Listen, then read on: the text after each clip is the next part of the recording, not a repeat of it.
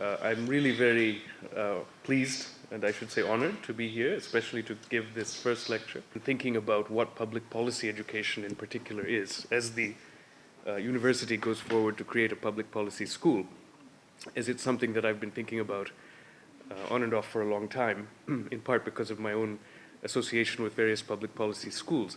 Even though I've never had my primary affiliation in a public policy school, I have taught in various public policy schools, including the Kennedy School of Government and the School of International and Public Affairs at Columbia.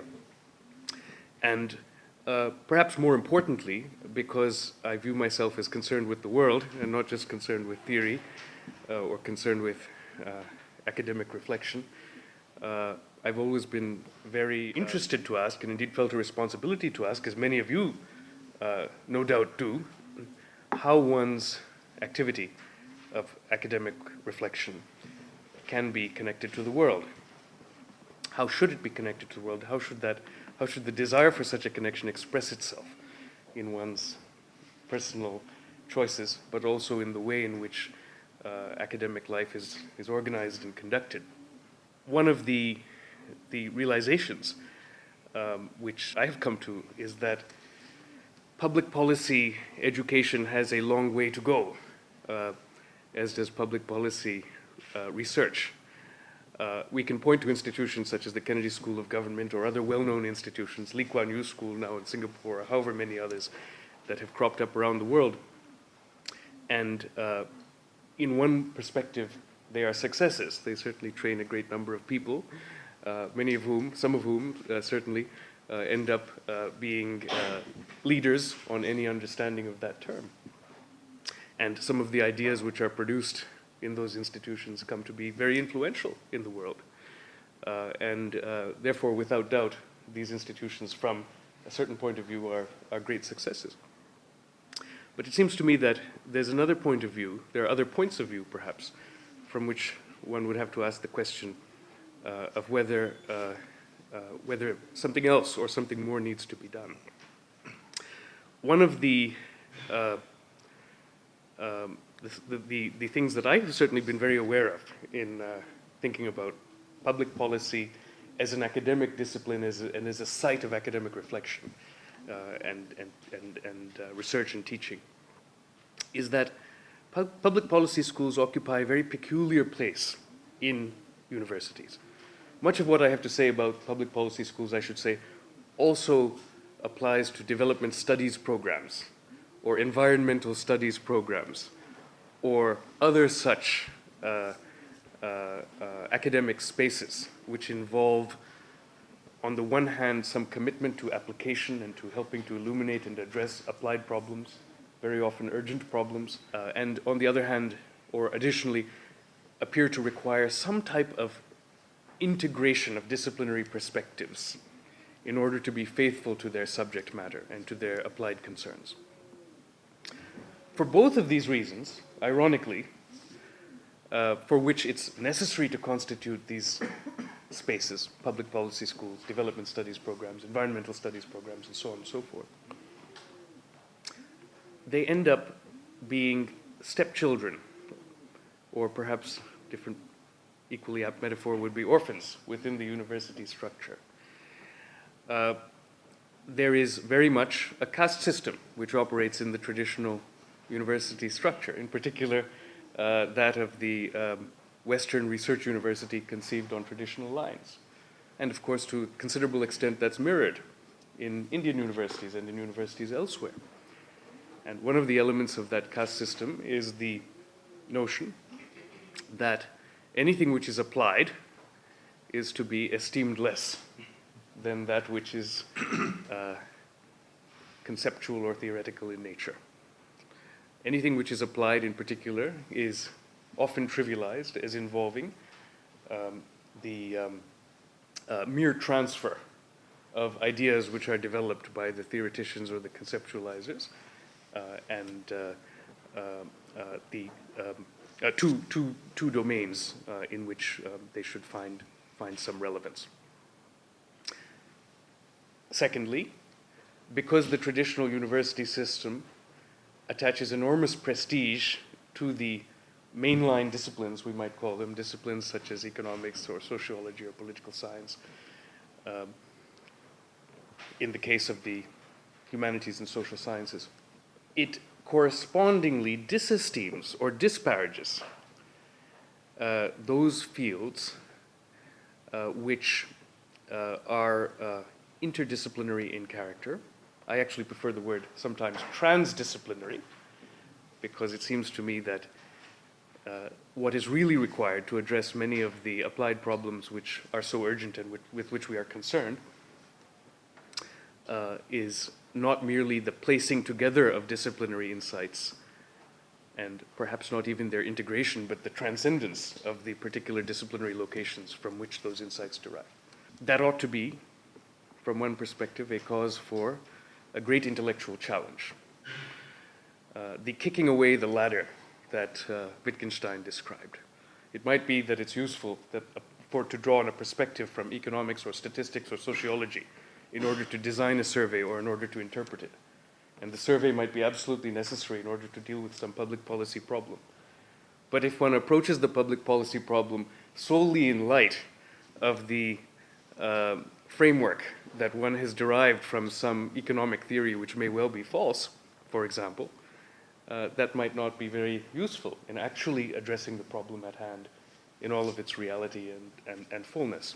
And so one might take this as a great intellectual challenge, but very often, far from being treated as an intellectual challenge and accorded prestige, the very fact that for the activity to be done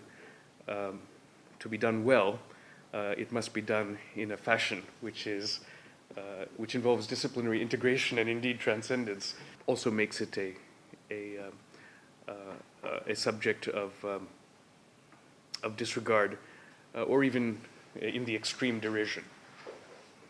One of the ways in which this is mirrored, or this is reflected or revealed in public policy schools and other such spaces, which have these features that I've described, is that the faculty who are hired are typically those that are produced by the traditional disciplines. If a public policy school wants to constitute a faculty, as this one may wish to do, will have to do, very often the way that that project is gone about is to ask what should be the appropriate portfolio of economists and of ethicists and of political scientists who could together constitute such a faculty. And then the next question that is asked is, which of each of these should be hired? And of course, the criteria that are typically used to identify and to select those people are the criteria which emanate from their home disciplines, which are often narrow disciplinary criteria that have to do with the question of whether these people have served in some way to extend the frontiers of disciplinary understanding as interpreted therein. Of course, one of the consequences of this way of approaching the problem is that those who are then hired into such positions maintain in some sense a primary loyalty to their home disciplines. The system of disciplines becomes the matrix within which all motivation takes place. So that the economist in the public policy school is interested to publish in economics journals, which of course implies in turn a way of speaking, which can be esteemed and appreciated by his colleagues in economics departments, who of course view the economist in the public policy school as a somewhat lesser being for the reasons I've just mentioned. And so on and so forth with respect to the other professions. So that, as many of you know, a very common complaint in these spaces, development studies programs, environmental studies programs, and so on included, is that the very people who sit in positions in these programs in which they ought to work together in order to address urgent applied problems don't talk to one another at all. And of course, great part of the explanation for this is the disciplinary structure of origins and motivations in which they reside, which is extremely powerful and hard for any single institution to disrupt, let alone any single individual. And this is, of course, all wrong, because as I have just argued, this is a tremendous intellectual opportunity and an intellectual challenge. We should, in fact, be esteeming and rewarding activities that truly involve disciplinary integration and transcendence. I don't have a simple answer as to how it can be done. I've already, in fact, just said that the constraints are very severe. It's very understandable that an individual faculty member in an institution of this kind will view his or her career concerns, to use a phrase that economists use, in terms of that disciplinary reward system. And indeed, the frameworks of assessment which have been developed in the world, such as the research assessment exercise or the research excellence framework in the UK, and similar ranking systems elsewhere in the world, also very much reflect this. A colleague from a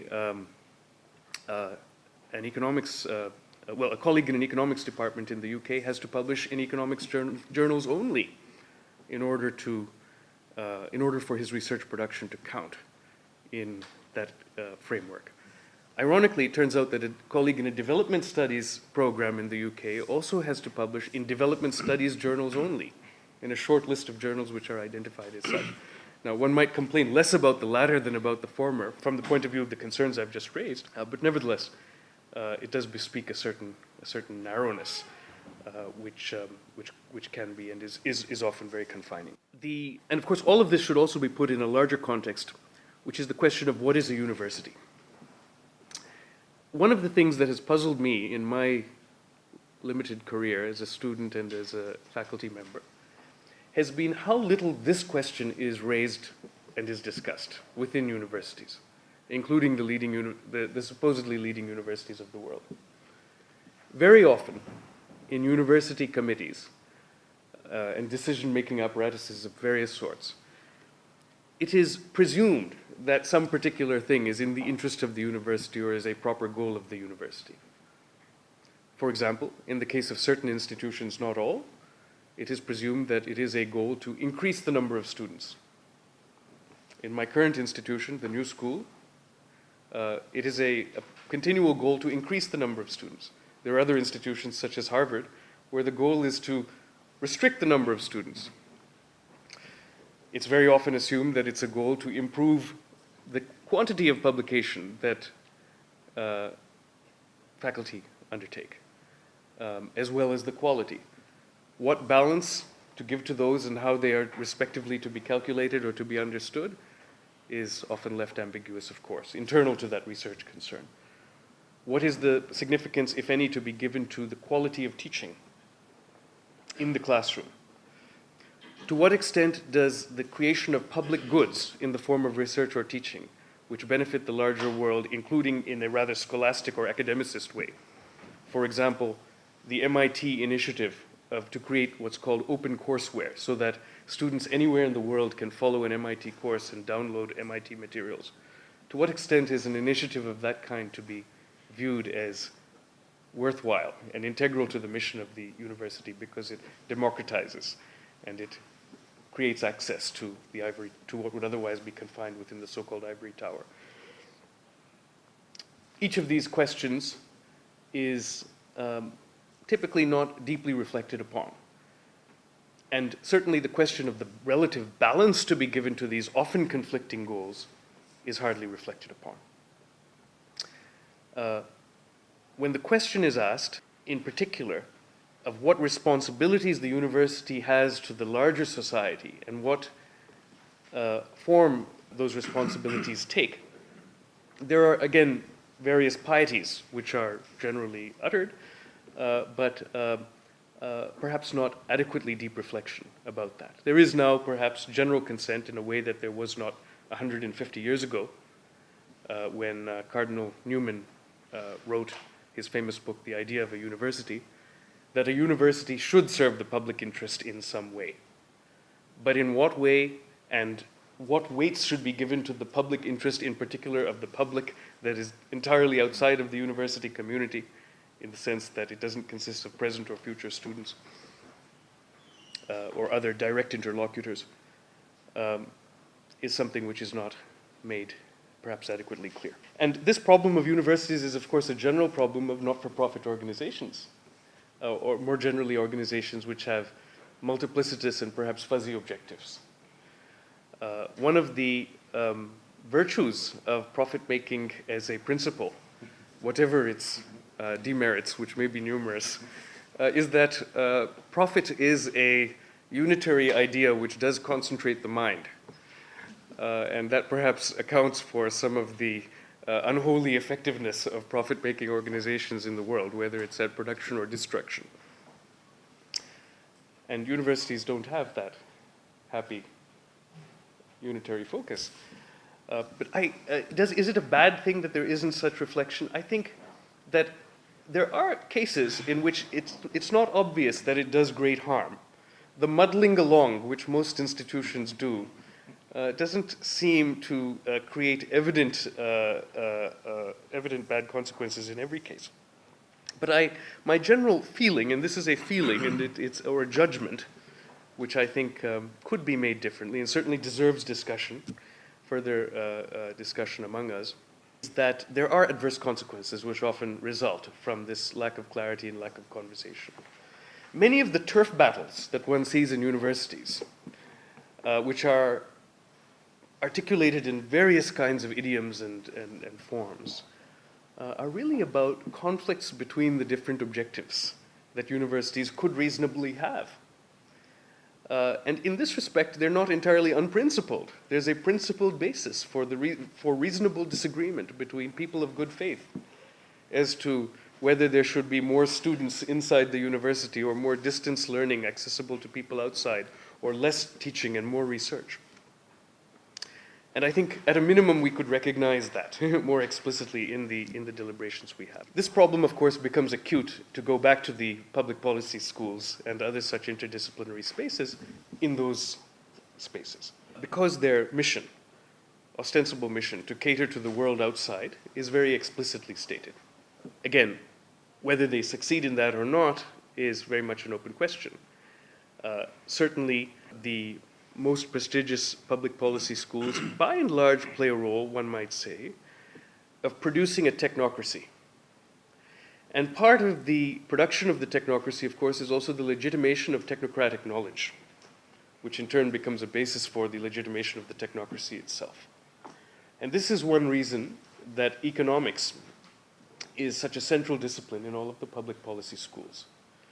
Because economics seems to offer the kind of technocratic knowledge which is not easily accessible without a systematic training, and which at the same time offers the keys, at least ostensibly, to a better world, to producing a better world. And for that reason, the student who is initiated into it, at least into the little knowledge, which is often a dangerous thing in these institutions, can then advertise that he or she, in fact, is equipped with the means, thinking and action, that others are not. This is one of the reasons for the centrality of economics in these institutions, and the success of the students who learn it in the later careers which they have.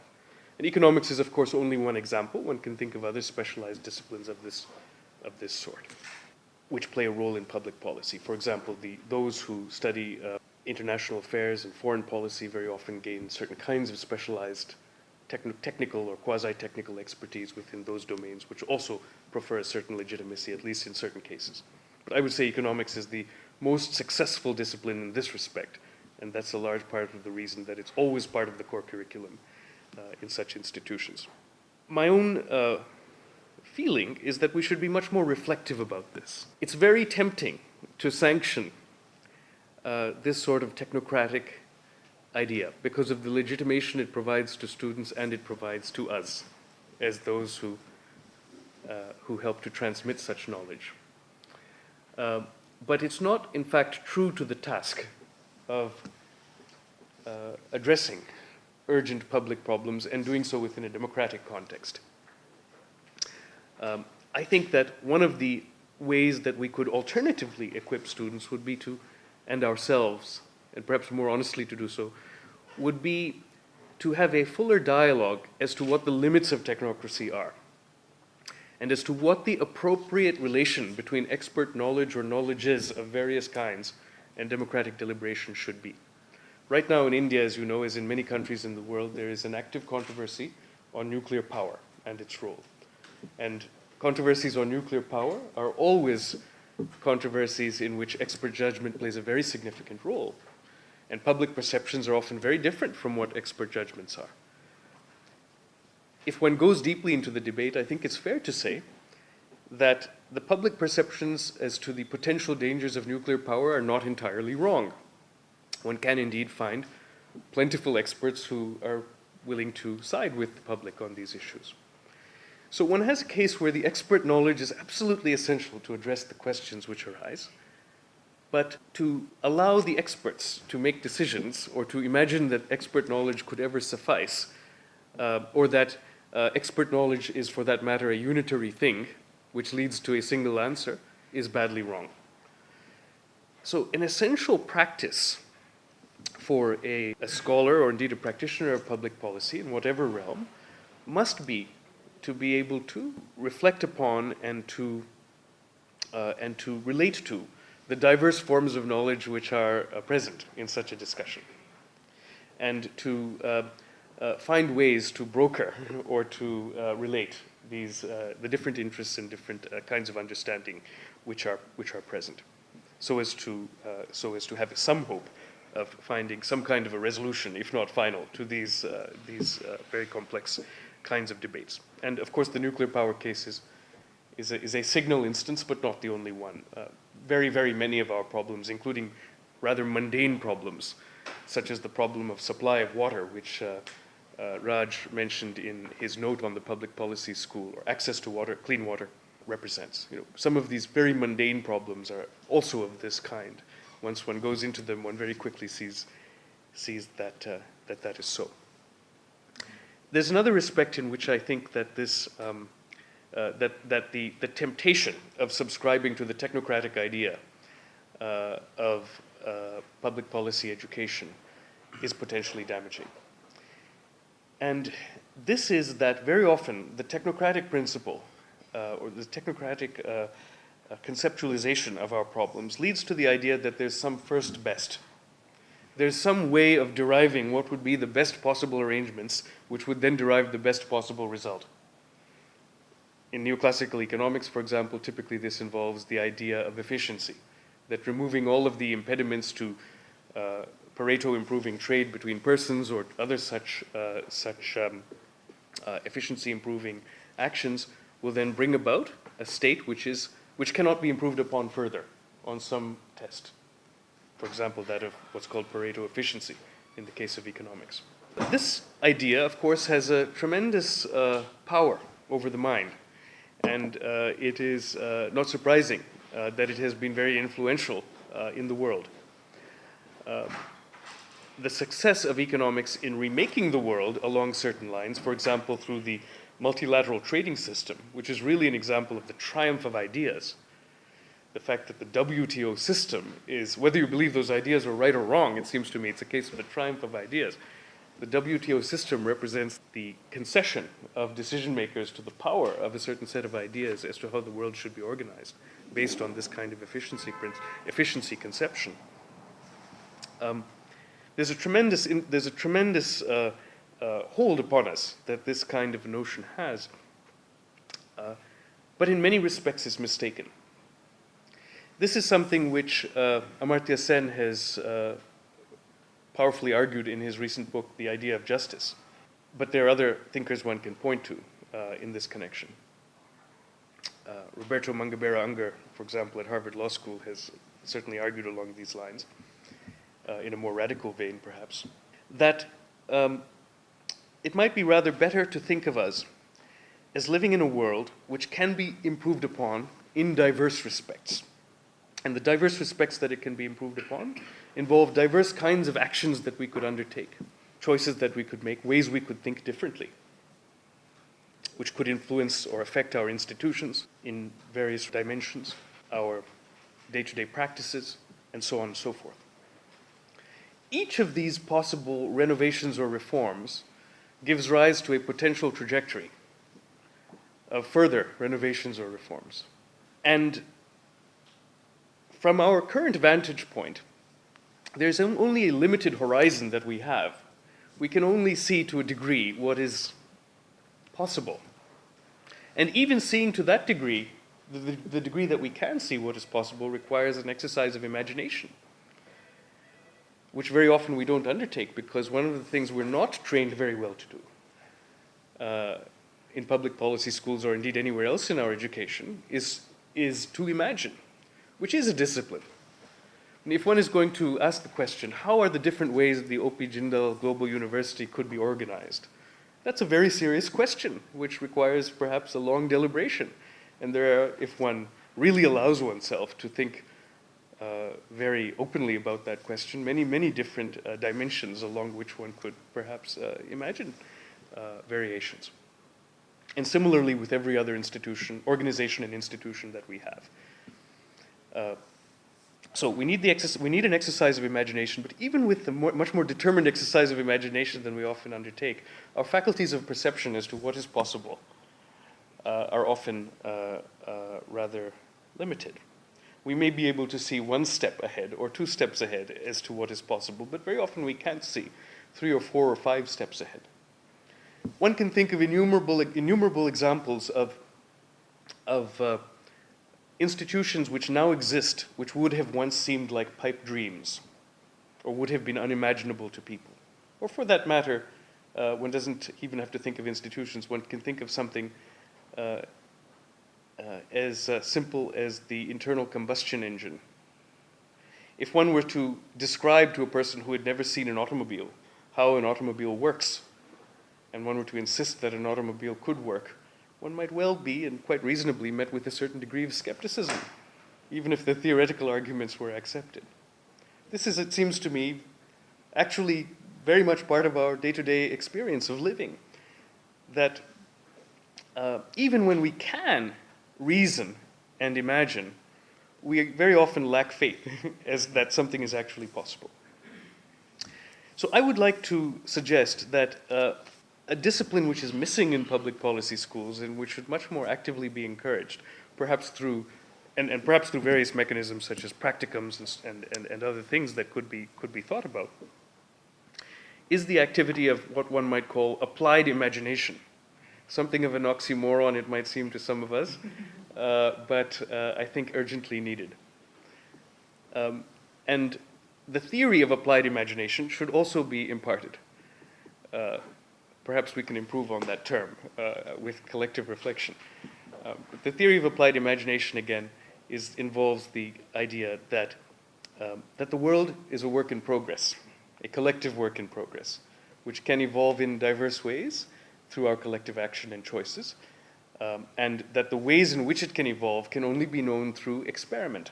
Experiment, of course, in order to be successful, also requires environments which are favorable to experiment, which allow people to make the experiments and sometimes to fail or to succeed, as well as to learn from those experiments which have been made and to share experiences. All of this, it seems to me, points, and here I'll stop since I've been speaking for quite some time, in the hope we can have a broader discussion, to the need for a really different way of teaching and learning in public policy schools, as well as other such interdisciplinary or transdisciplinary spaces, which is much more faithful to the objects of ultimate ostensible concern, such as the supply of clean water or whatever it might be. We do have ways of trying to bring such faithfulness about. Students very often in public policy schools are asked to engage in team exercises, collective exercises of various kinds, to consult for a client, for instance, on some particular issue. And that is, it seems to me, a useful thing to do. But faculty are almost never asked to do such a thing, and indeed would typically rebel if they were asked to do such a thing. Whether we can create other such mechanisms and appropriate incentives as well as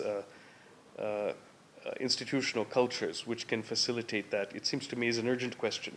If public policy schools are not just to mirror what is, but rather are to bring about something new, which is, of course, what they should do. Let me stop there.